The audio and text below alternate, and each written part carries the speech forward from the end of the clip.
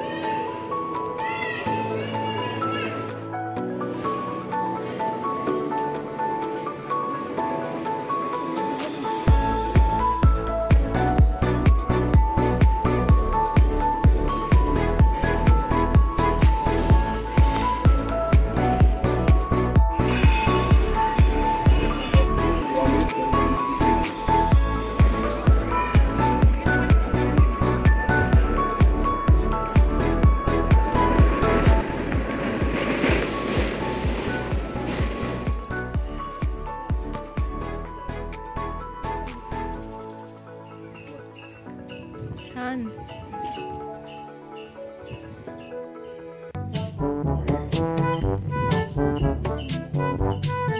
मंदिराच्या मागे असलेली नदी बघायला जात आहे। थोडी दूर आहे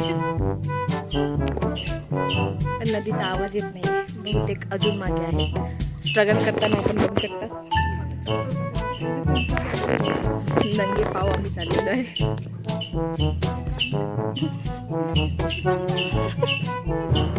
चल चल, इथे असं छान वाटत आहे। निसर्गरम्य असं ठिकाणावर हे मंदिर आहे। मंदिरातही खूप मस्त शांती शांती होती, पण मंदिराच्या अंदर कॅमेरा अलाउड नसल्याने आम्ही मंदिराच्या आतला पार्ट नाही दाखवू शकलो।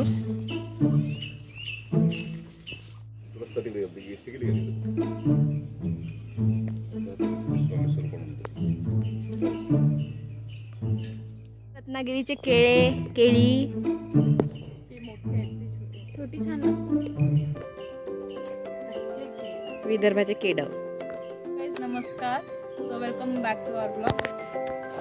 आज आपण आलेलो आहे स्वामी स्वरूपानंद महाराज यांच्या मंदिरात, जिथे त्यांचं आम्ही जन्मगृह पाहिलं, दर्शन घेतले। त्यानंतर आम्ही प्रसाद घेतला, खिचडी भात होता। त्याच्यानंतर आम्ही बॅक साईडला आलो, इथं आम्ही झाडं वगैरे बघायला, मागं नदी येते बघायला।